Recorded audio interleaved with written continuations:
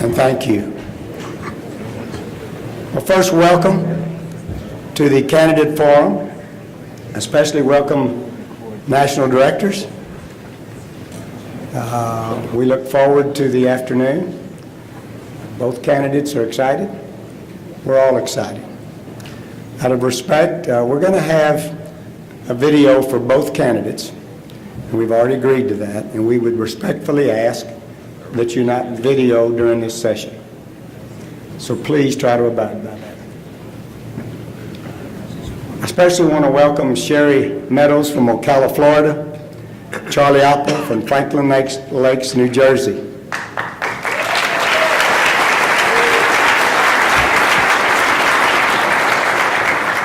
As chair of the credentials,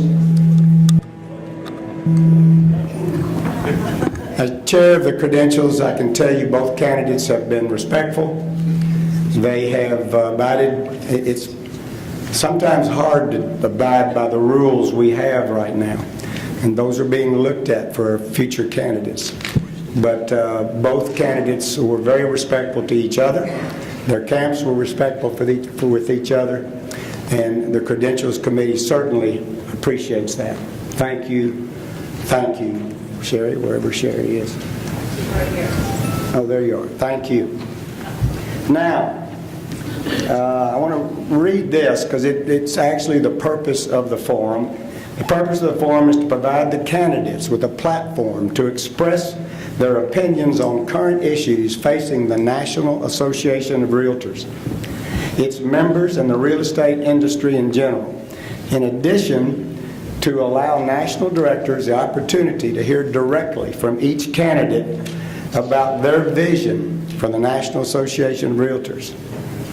Each candidate will be given the opportunity to offer 5 minutes in their opening remarks. Following the opening remarks, I will ask the candidates a number of questions prepared by the Credentials and Campaign Rules Committee. I will begin by asking the first question to the candidate who provided the opening remarks first, and that was decided by a coin flip that we just had a minute ago. Charlie Oppler won the coin flip. He chose to go second, so Sherry will go first.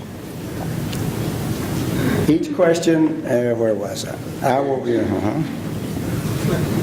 Candidate who provided, each question thereafter will be asked in rotation order.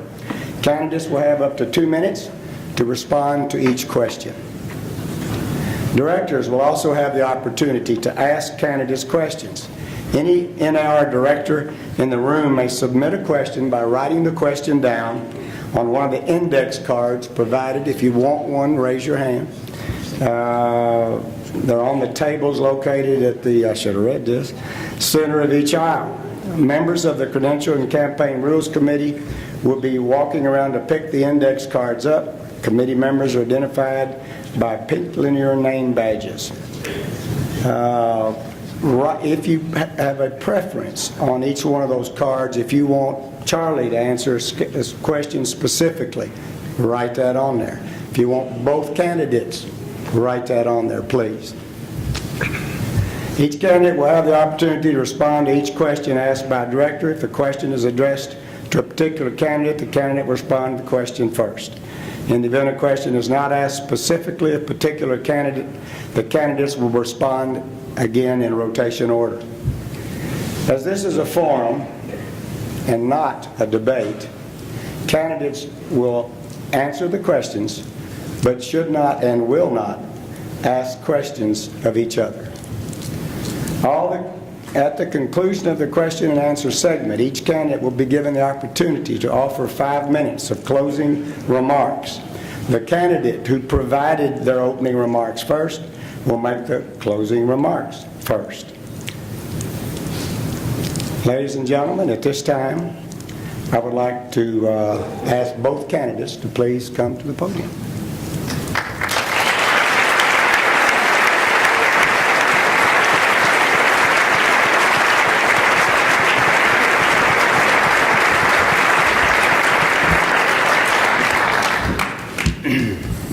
Sherry will have the first question. We don't have an opening remark? Yes, I might let you do that.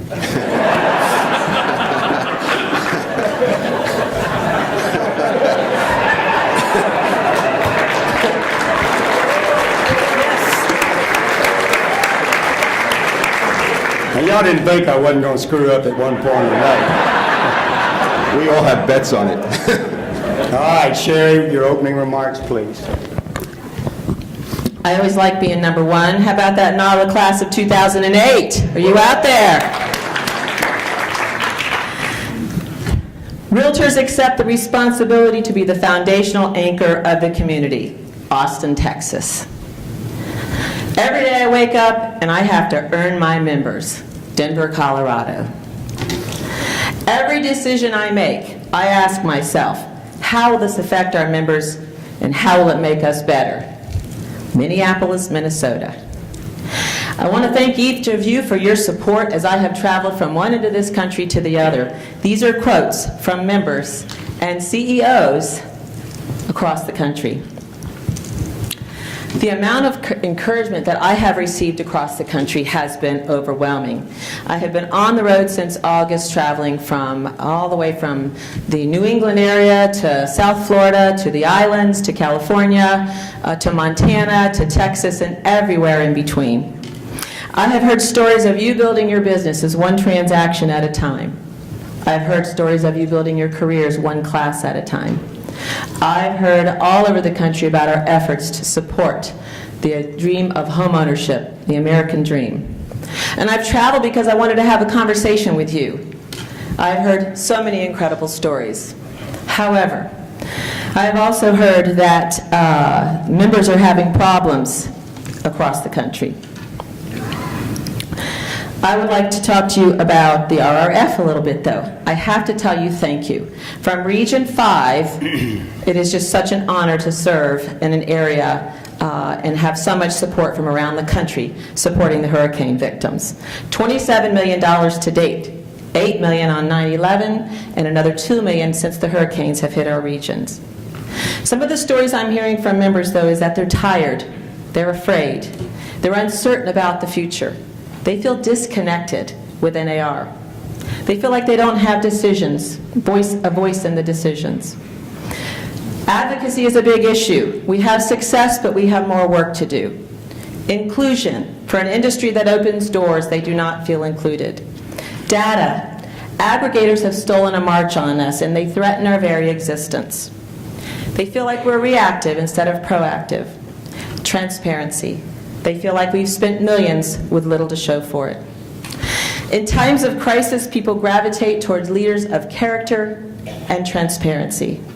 They want a leader that's in the trenches, not only somebody who will stand with them, but somebody who will stand against others for them. Because it's not just about serving when it's convenient, it's about serving when it's right and when it's needed. I was raised to believe in the joy of giving back. My father taught me to have the heart of a servant. My mother taught me that words are powerful and everyone has value. My grandmother taught me to never forget who brought you to the dance and never forget where you came from. For 37 years, I run a business that most of you would recognize. I opened my own real estate office up at the age of 23. I attended the University of Florida, and when I left there, I opened my office, and I have been a listing agent, I have sold, I've brokered, and I've managed. I've signed the back of the paycheck, and I've signed the front of the paycheck. My husband and I have been married for 34 years, and in business together for 34 years. We have 4 beautiful children and 2 grandchildren. The lesson I learned about business: don't lead from behind a desk. Get out in the field and listen, learn, and lead. Lastly, we're a business built upon opening doors. We need to be a more inclusive organization. We need to bring more voices to the table. We need to build a more effective and efficient NAR. I know the NAR mission statement is to be the business and public policy advocate for our members. And our mission is to keep the realtor core to the transaction, but it's plain and simple. We need to remove more barriers to housing. We need to build relationships and form alliances and keep NAR at the forefront of business and technology decisions. Why do we want to stand alone as an island? Why do we not collaborate more? And we want the consumer to hear and tell our story. What are people saying about realtors? What do we want them to say? And how are we going to get them to say it? We've been preaching to the choir for a long time, but we need the choir to get out there and sing. I'm running because I believe members deserve a leader that is willing to roll up her sleeves in the trenches. I believe leadership is about courage and choosing integrity over ego. I'm willing and I am ready. Thank you.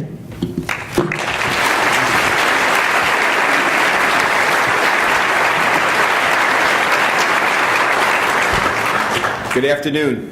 First, I want to thank the Credentials Committee for setting up this forum and having the opportunity to speak to all of you. I want to thank all the members and directors for being present and learning more about the issues and everything that will take place in the next 6 months. I want to thank my wife, Jerry, for being here and supporting me the whole way, and also my business partner, Randy Keetive. And last, I want to thank Sherry for doing everything the right way. We're trying to make the election about all of you and everything NAR, so thank you. Thank you. Who is Charlie Oppler? I'm a father, I'm a son, I'm a husband, I'm a volunteer, I'm a broker, I'm a friend, and I'm a member. I'm one of you, I'm one of us. When I wake up every day, I do the same things that you do. I started this business 36 years ago. I started as a salesperson. Then I had the opportunity to manage. Then I had an opportunity to get into business with Randy in 1992, and we've built our company over the past 25 years. We've gone from 1 office and 10 agents, so I've been a small broker, medium-sized broker as we built the company. Now some people consider that we're a large broker, but I don't look at it that way, because I look at each agent in our office, each manager in our office, each employee in our company as one person. I look at the opportunities that we've provided for so many of those people to earn a living, to come to work every day and make a difference in their community. I think when you look at what our jobs are, and I use the word jobs, it's to make a difference. When I think about what we've done in the community over all these years, all the charities we've been involved with, all the causes we've been involved with, that's something to stand here and be proud of, because we continue today. Just depends what, unfortunately, the reason that we're involved in something is. I've served on the local level, the state level, and the national level. I believe, more than anything else, that you can make a difference at every level. And I also think when you all got started, and I'll ask the people from the South to give me a break on the you-alls because I still haven't gotten it right, we all got involved to make a difference. I'm also a team player. I think when you get involved in the association, you become a member of the team. I've been a player, and I've been a coach. I've participated in sports, and from an early age, it's giving me the opportunity to understand that you do things because of other people, not just because of yourself. There are a lot of issues that will face us in the coming years: disruptors, technology, communication, but I also look at that as opportunities and challenges. We have to be, first and foremost, advocates of our industry. We're at a crossroads. We've discussed it all week with tax reform, but I feel real good standing here knowing that the team that I'm part of is all of you, knowing that we all stand together on that issue. I also look at members first and how much I trust each and every one of you, because we are the same person and we do the same things. In terms of inclusiveness, I've been in business for 36 years, and I've never hired anybody for any other reason than I thought that they were the best person for the job, and I will continue to do that for the rest of my career. But I'll ask you a question. Why are you here? Look to the person to the left of you. Look to the person to the right of you. And if you look behind, did you know that person before you got in organized real estate? Probably not. Probably not. And yet it's somebody, thank you. Yet it's somebody, much better. And now I have 14 seconds. That's somebody that you trust to make a difference along with you. My name's Charlie Oppler. I'm a candidate for first vice president of 2019, and we are one together. Thank you. You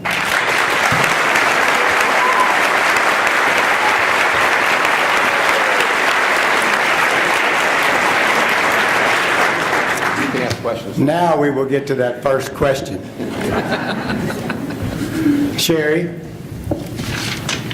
you both had the honor of serving as vice presidents for this association. Please share some of the things you accomplished in that position. Thank you for the question. Appreciate that. It was truly an honor to serve as the Vice President to Government Affairs last year. An opportunity to work with an amazing team. The first time ever in history that that team had 100% of the realtors, members, PAGs, work groups, committee members to invest in RPAC 100%. So I thank that team out there. And the honor of actually serving as the vice president was a highlight of my career. What did we accomplish? Well, beginning of the year I went to Washington, D.C. and I sat with the staff and talked about what we were going to do, that we were going to be creating a lot of results. They said it's an election year, we won't get very much done. I said we will get a lot done. Federal Policy Conference expanded it to the societies, institutes, and councils and the multicultural groups. Put them on stage, listened to the issues. They needed to be at the table. They are stakeholders. NAR homeless policy, it was the first time NAR ever took a position on homelessness. Housing for All Symposium, we brought in stakeholders from all over the country to talk about bringing the first step on that ladder to homeownership to bring the homeless off the street. The SALT, student loan debt. We were the first to the table to have a press conference in Washington, D.C. about the impact of student loan debt on housing. $4 million to the Veterans Homeless Centers. FHA condo bill passed. Drone bill passed. TRID modification, allowing the agents on the boots on the ground to have the CD passed. We had 600 phone banks raise an amazing amount of RPAC dollars. I challenged the trustees to stop funding offensive incumbents and start funding realtor champions. We wanted to let Congress know that if you do harm to housing, we will do harm to your political career. And of course, through the Boys and Girls Club, we touched 4 million children around the country. Thank you. Thank you. Same Are you question. ready? Same question. Do I need to repeat it? Slowly. I had the opportunity and the honor of serving in 2015 as the vice president. The one thing I take from that experience is that there are so many fabulous people on so many committees that get involved in making decisions on a daily basis. One of the things that stands in my mind, and it was an unfortunate incident obviously with Beverly Carter under Chris's presidency, is we brought safety to the forefront. Safety for all of you when you're in the field. Safety to make sure that you're protected, your clients are protected, your customers are protected, and that we look out for one another.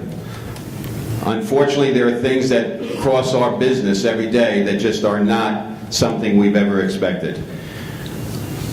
Working with Chris, the opportunity came with committees for me. I've been involved in government affairs for most of my career. I got an opportunity to work with the staff in Chicago and really appreciate how many things got done for us all the time. And what's most important is you let your chair people do their job. As a vice president, we had so many committee chairs and liaisons reporting back to us so that we could make decisions on a leadership team level because again, it's a team that has to make decisions and be very nimble and very versatile. On the RPAC front, we raised record dollars in 2015. We challenged all the states, we challenged all the boards, we challenged all the members to get involved, to make sure that they vote, acted, and invest. This year as Realtor Party Director, we've done the same thing. We've moved on to make sure that that program continues, because what starts in 2015 continues for all of us so that we can do better.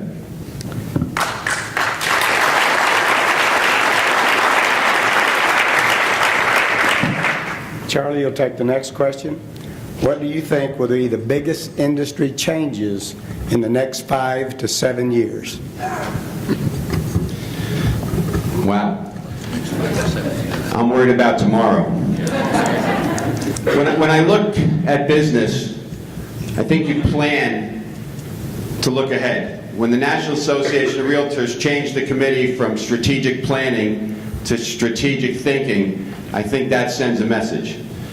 In the next 5 to 7 years, I think the issues that will really present themselves will continue to be technology issues and our advocacy issues.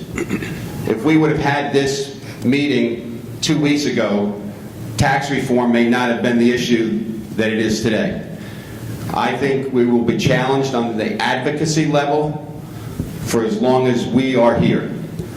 If you ask every member what's the most important thing and what's the best thing the National Association of Realtors does, it's we're advocates for our members, we're advocates for private property rights, and we're advocates for all those that can't do for themselves. We will continue to do that. Also, I think in the next 5 to 7 years, we have to make an effort to reach every member. When I worked as Vice President in 2015, I remember Bob Goldberg, who was now our CEO, was the Director of Business Development, and he told me when we sent out a member benefit email to save $50 for an oil change or $100 at Lowe's, 800,000 members opened up that email. Yet we try to do a call for action, and we hope to get 20%. I'll make a suggestion to you. If we don't succeed in tax reform and increase our calls for action, the cost to us and homeowners across this country will be a lot more than a $100 gift certificate to Lowe's. Thank you.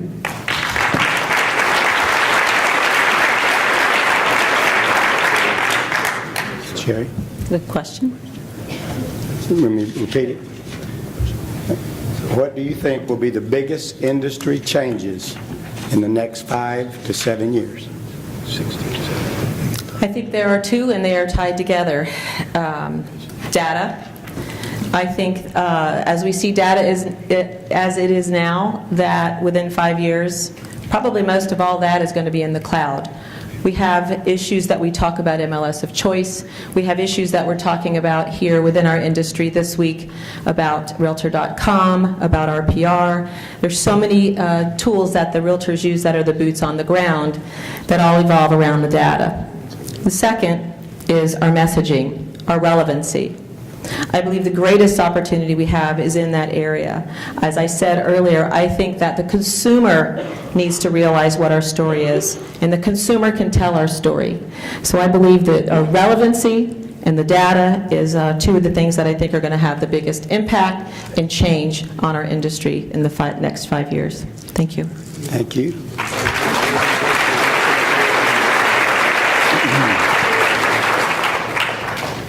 Okay, this next question, you will go first, Ms. Sherry. What has been one of the most difficult volunteer leadership issues you have been involved with? What role did you play in the solution, and what did you learn from it? There have been a lot of difficulties that I've dealt with as a leader. President of Florida Realtors in 2014, about 155,000 members. There was an opportunity to make 1,900 appointments. There were over 100 employees. We dealt with homelessness in our state. It was at the highest levels ever. We had 63,000 school-age kids that got up every single day that were homeless. There have been so many things that I've dealt with in my leadership positions. But the difficult part for me is that while all of us get up, we go out, we attend our meetings, we leave our businesses, and we leave our families. So the most difficult part is having a 17-year-old daughter at home. She's taking her SAT test today. She's trying out for volleyball tomorrow, and she's singing in the church choir tonight. That's the most difficult part, is balancing family and our volunteer life. And I applaud all of you for taking the time out of your businesses and your families to be here and help fight for the American dream. Thank you.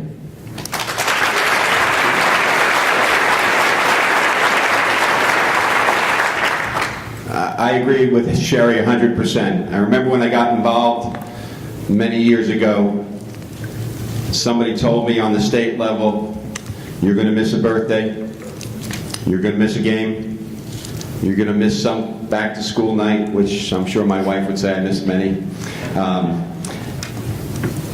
That's the most difficult part, not being there every day to play the supportive parent and leaving Jerry in charge of 4 children as they go through.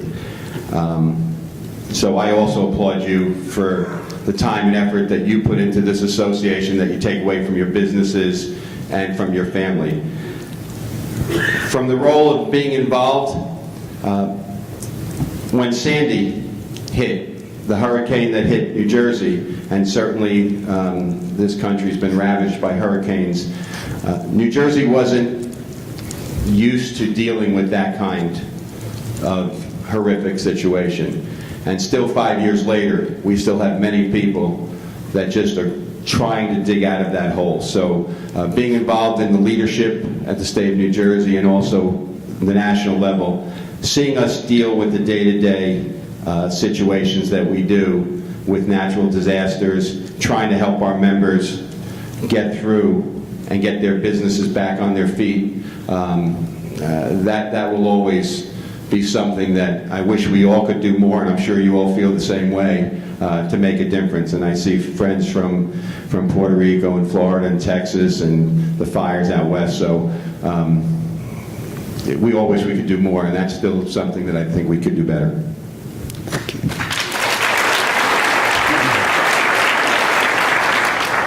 Sherry? Next question? Next question. I think. No, I mean, no, same question. Well, that's what I'm saying. Next question is yours, is what I'm saying first. That's what I'm trying to say. I was going to ask you. I'm trying to. Who's on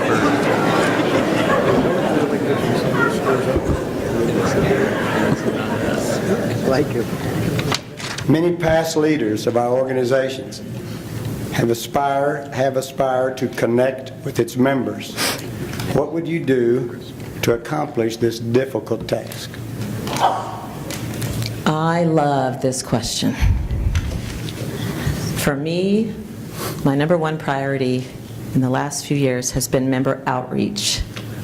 It is crucial that we reach out to 1.3 million members. In knowing that I was going to be the Region 5 Vice President this year, I went to Bob Goldberg. I was the Vice President of Government Affairs, and we were learning every single week new things about NAR. And I've been volunteering for over 20 years, and there were new things I was learning. And I asked Bob, I want to be able to tell everybody else out there what I'm learning, because they don't have the opportunity to be in this position. So we created a program called the Member's Edge. He said, the only way we're going to do this is if you think we can sell it, if you think we can get enough people there, and we have to cover the cost for it. So we went to work and we created a program that was fun, it was fast, it was relevant, it was informative, it was affordable, it was in a great location where if our members wanted to bring their family, they could. And we created a one-day program for $49 called the Member's Edge. When we presented that program in February of this year, we had a sold-out crowd, and 45% of the people in the room raised their hands when I asked if you were a first-time attendee to a state or national meeting. It was an incredible outreach program, and I know we're duplicating that. We're making it permanent in NAR, and we're going to have a broker's edge also. So member outreach, you've got to go to them. You've got to go to their backyard. You've got to go to their markets and provide it, because they don't know what they don't know sometimes. And that is how we will include more members in our decisions, have more transparency, and a more informed and engaged member. Thank you.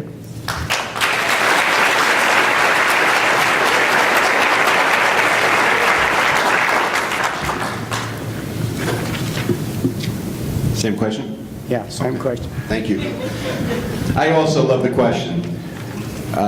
We created, and I was part of a team that helped create broker summits that we took across the country, and we've had 2 summits. We've been in Charlotte, we've been in Denver, been in San Diego, been in Washington State, trying to get more brokers involved locally to see the value in the National Association of Realtors. It's a big challenge to reach every member. We all know that. But you reach every member one person at a time. When the Broker Involvement Program was created back in 2008, it was the goal to help us create stronger presence on calls for actions. And many of you are involved in the Broker Involvement Program, which now has almost 500,000 members. When we do our calls for action, our greatest response is when the email comes from the broker, not from the National Association of Realtors, not from the state, but from the broker. And we've got to do a better job of getting more broker involved. When you look at the top 25 brokers that's put together the large residential advisory board, it's over half our membership. But they can't do it alone. They need everybody in this room and everybody who's engaged in the association to reach out and find the next person that can get involved, both on a local level, a state level, and a national level. We have to be the people that go out into the community of brokers. You know who your competition is. Well, they may be your competition in business, but they're your teammates in advocacy and everything that we do to make our industry better. So I think we can go out and be more aggressive to reach more people, and we have to be more organized to do it.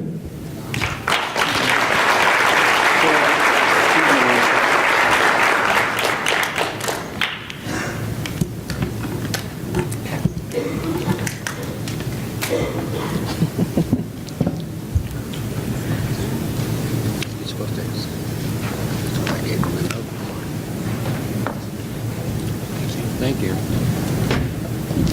Are we in trouble? Well, they tried to say I skipped this question, but I didn't.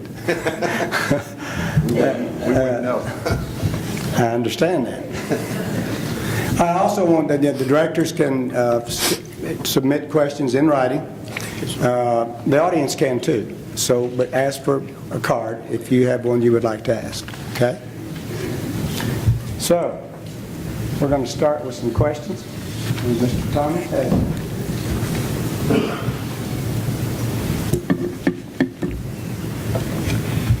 And I think that would mean that Charlie goes first this time.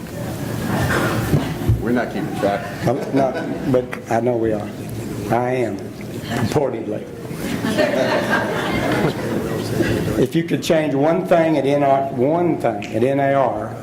what would it be? And it's for both candidates.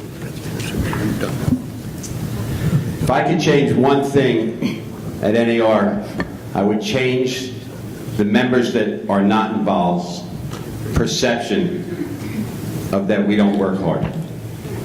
Because the ones that are not involved don't realize that you start at 7 a.m. in the morning and you go to midnight at committee meetings and you do it for 4, 5, 6 days a week when we're here. Those that are not involved are the ones that don't participate. So to me, if I could change one thing, it would be to make sure that somebody that sits in this row and sits in that row comes to me as part of a leadership team and says, we can do better, and we can make a difference. And when you look at a room that, and it's great for both Sherry and I to have so many people here to hear both of us and see what some of our visions are for the future, We need to communicate better, and you communicate through individuals.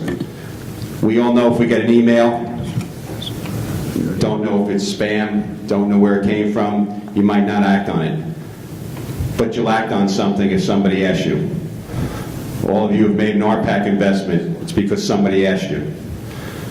And I think that's our biggest challenge, but I also think it's our biggest opportunity to make a difference for many years ahead.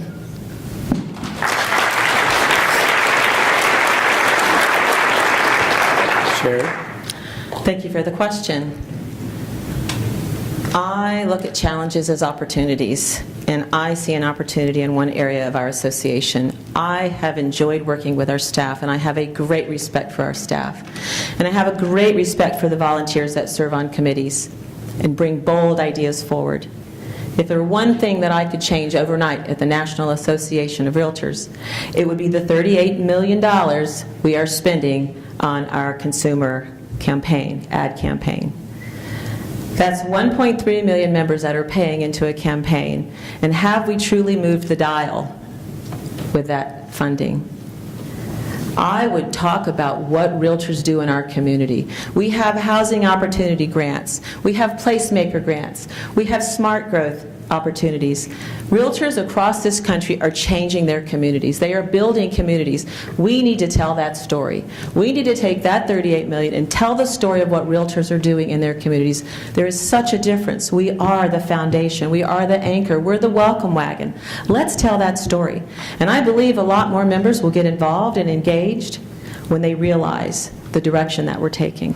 That would be the first change I would make. Thank you. Yes.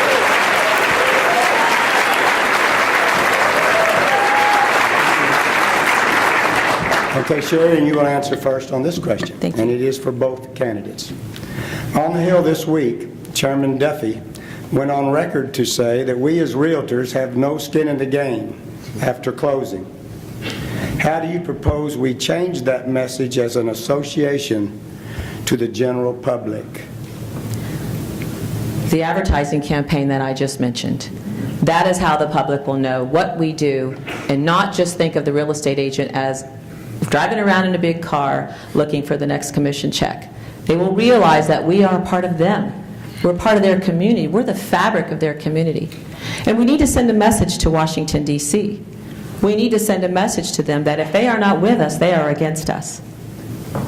We did that in Florida years ago. We started the conversation about not funding candidates or incumbents that are offensive to housing. Do no harm to housing. And I think we need to continue to send that message to Washington, D.C., as we did last year when I challenged the trustees, to look at the candidates, look at their records, evaluate our relationships, take a deep dive. In the whole Realtor Party program, last year I asked for that, because we need to be more effective. We may look like we have 97% success rate, but are those candidates with us all the time? And I think we're finding that this year. We're realizing who our friends are and who aren't. I thank you for the question.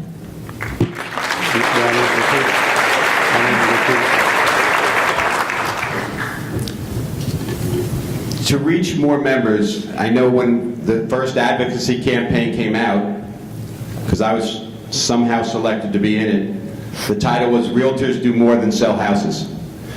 And I remember specifically a woman by the name of Orly Wilson from Oakland, California, made a pledge to the second grade that she taught that every child would go to college. So we've been telling a story for many years, but we need to do a better job, and I would agree with that. I also made a suggestion yesterday to a couple of my friends from Texas. Wouldn't it be interesting if the film that we all saw at 360 was sent to every member of Congress who doesn't think anything about their communities, to see the resolve of realtors, to see the difference that we make in a community, to tell them homeownership matters, to think about making sure the community stays strong. So there are programs for children to participate in, whether they're recreational, whether they're cultural, whether they're school-related. Tell Congress that we don't make a difference. tell them that tax reform is an issue, that it's not a lobbying effort, that this is a common interest for all members, but also for all homeowners, to take a look at the tax reform package and that federal taxes, 83% are paid by homeowners. And yet the proposals that we see today are just a package to drive down home ownership, and then at the end, we'll lose value. Our business will have much more difficulty to survive. When homes go down in value, communities fall apart. Is that something we can afford? Thank you.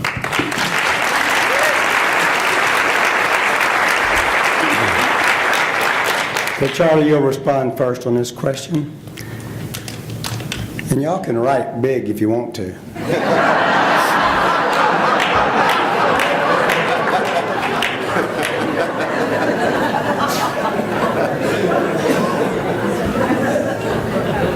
How would you respond to a Realtor member who indicates property taxes are relatively low in their state, and the proposed federal income tax reform seems like a good plan?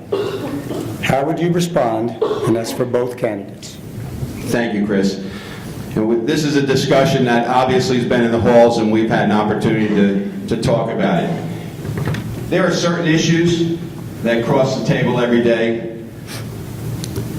What might be something that looks to be okay in some states might not be okay in other states. What I would suggest to you is an issue that may not impact you today and impacts the rest of the country is something that we have to fight as an association, namely tax reform. Because if you look down the road, there may be an issue that might not affect your state now, but it could affect your state down the road. It could be flood insurance, which is the next fight that we have. But it could be anything that could harm home ownership. So I have to look at it with you as a global issue. Right now, we have one issue on the table, and I can understand there are many states that may think the tax plan is a good one.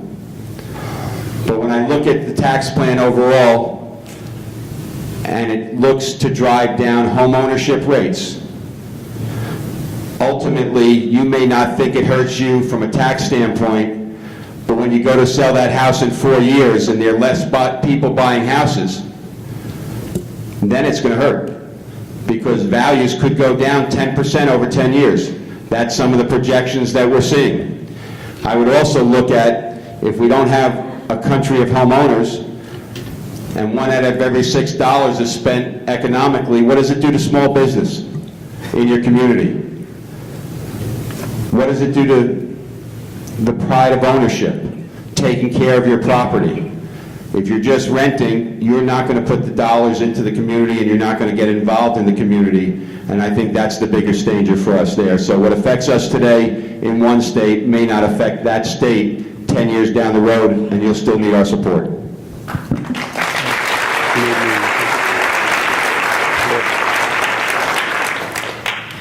As I've traveled from the East Coast to the West Coast and in the islands, I have heard differing opinions on just about every subject, not just taxes.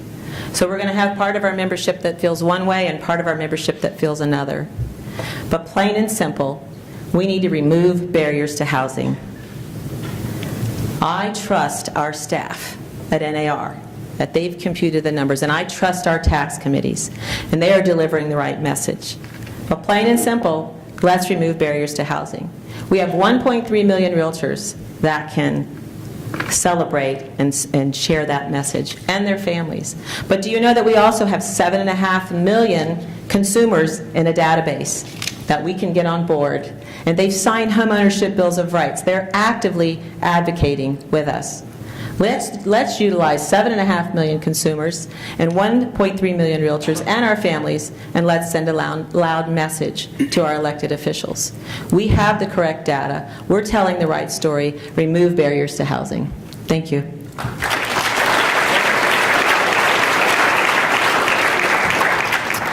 Okay, the last question. Okay. What do you think NAR needs to do differently for our members, both candidates? Member outreach first. We need to let them know to become engaged. We need to show them the relevancy of being engaged and that they can make a difference. It was one of the quotes that we used as we traveled around the state in 2014. Realtors believe in housing, realtors believe in their communities, and realtors believe that they can make a difference. I think we need to engage the consumer, we need to engage the member outreach program. Let's not just do that at regional conferences. We can create a smaller template and do that at state events or even local events. And I believe that when the member sees the value, I've traveled all over this country this year with a PowerPoint presentation talking about the value of the Realtor R, the Realtor brand, the power of the brand. It's worth billions. Let's take advantage of that.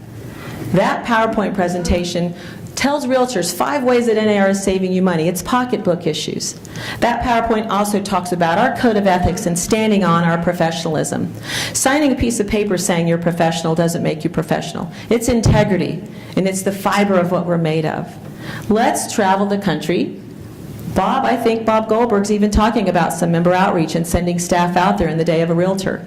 Let's continue to do that, because is it our fault or theirs that they don't know as much about NAR as they could?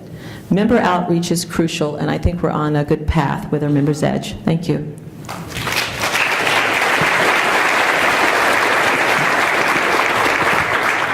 That concludes the questions from the director. Do I get to answer? No. I told you all this was going to happen, so don't be. Yeah. You know, we look at you all as a team. Chris's team over here can't stop laughing. They're your friends. Purported. I would go a step further to look that it's member apathy. We have to make sure that those that say they're involved are involved. Too many people want to check a box to say they were on a committee. It's over 4,000 members that are on a committee. Many of you that have served on the committees have witnessed that over the years. So I think we have to take a stronger step to make sure that if you're on a committee, you're participating on that committee and making a difference. In terms of our consumer outreach program, I've been involved in the government affairs side, and I can tell you right now that we have sent out and will resend to the 8 million consumers to ask them to participate in this call for action on the tax reform bill. Right now, we're seeing about a 2% return, but on 8 million people, that's 160,000 members, 160,000 consumers. When you think that right now, we've only had 123,000 members respond on tax reform as of Thursday, that's less than 10% of our membership. Less than 10% of our membership, and yet we've had 160,000 consumers respond to that issue. If we don't fight for ourselves to get more people involved, who do we think is going to do it? And that's a challenge to each and every member here in this room, but it's also going to be a challenge to each and every committee member and each and every member that attends this session. It's not just about education to do better in your business. It's actually education to do better for the consumer as well, and I would make that a priority.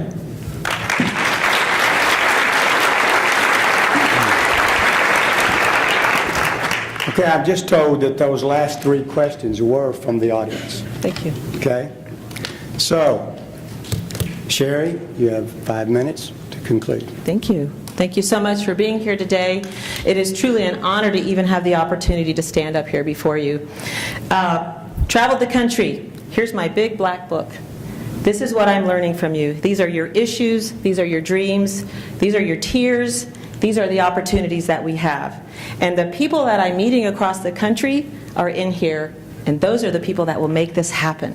We just have to take these great ideas that our membership has and bring them to fruition. What I have learned as I've traveled the country: realtors wake up every single day unemployed. We have to go out and we have to create business. We're out there soliciting listings. We're out there driving buyers around every single day. I feel your pain, but I celebrate with you also when you feel joy.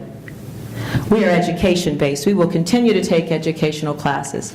We are technology-based. We will continue to seek out the cutting-edge technology.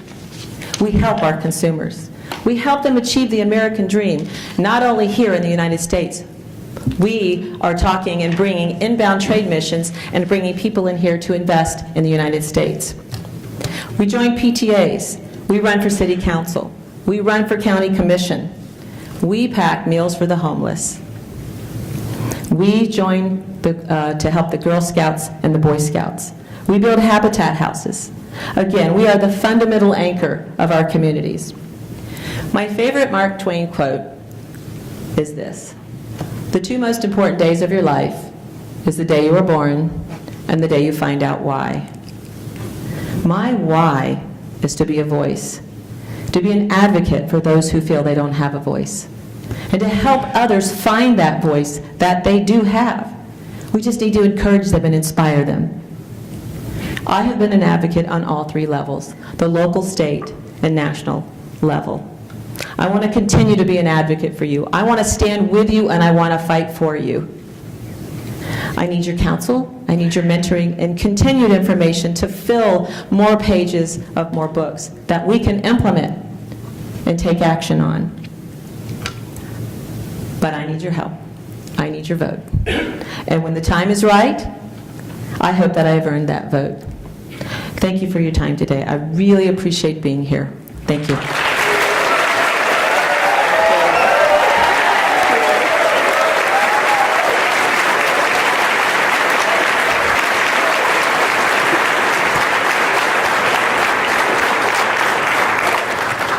Charlie, you'll have 5 minutes. Thank you, Chris. Thank you all again for being here. It's truly humbling to be part of this process and to be part of what we do at the National Association of Realtors. When I look out at a crowd like this, I see a realtor family. I see all the things that we've done together. Think about a story that was told to me yesterday by Steve Casper from Ohio, who said if somehow, some way, he didn't have a place to stay tomorrow night, that he'd have a place to stay for the rest of his life.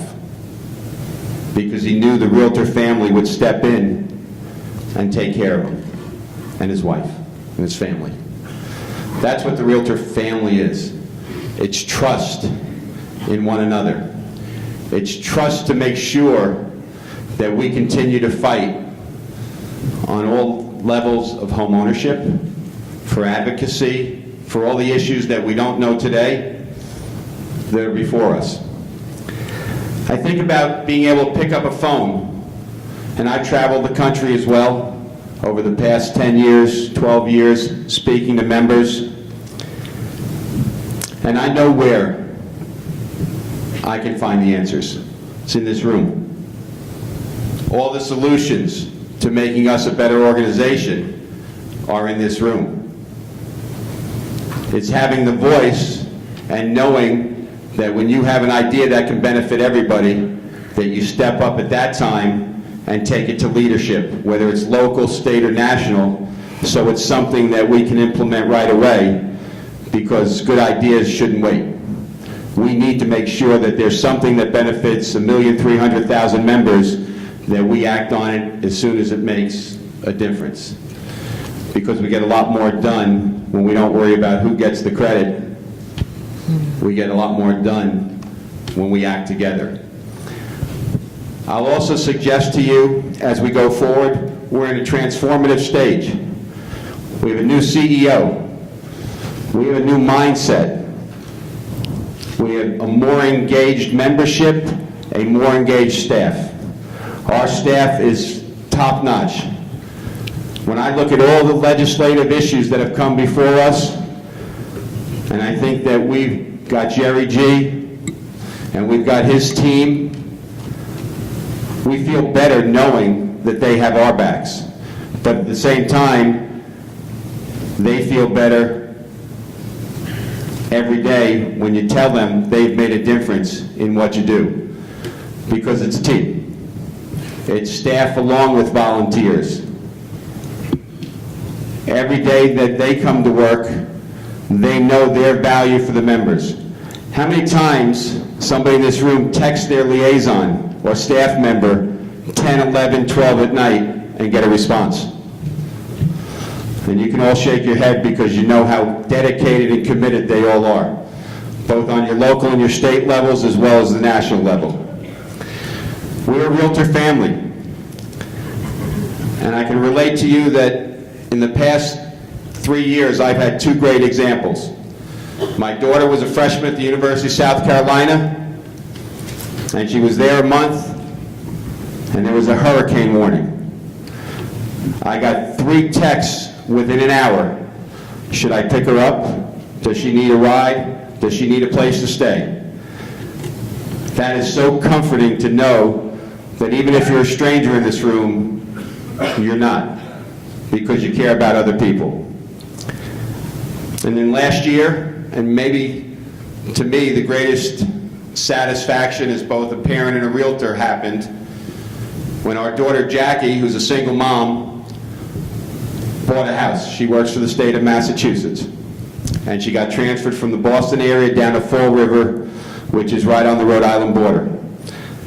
I was able to call a realtor that I trusted, and I said to him, "You've got a very difficult customer, as we've all said, but she needs a place to raise her son." And he did a phenomenal job. And she kept asking, "When are you going to come see the house that I'm going to buy?"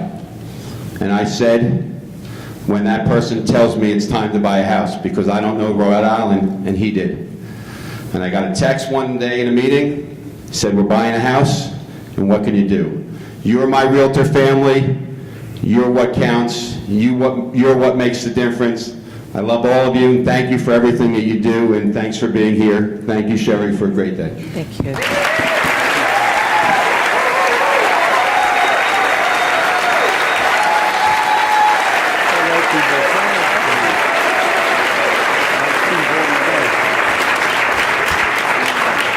Okay, I want to thank each candidate for a job well done. I'd like to thank the audience. You were kind, you were respectful, and I appreciate that. I give myself about a C-, but other than that, it's all right. So with that said, both candidates, please shake hands.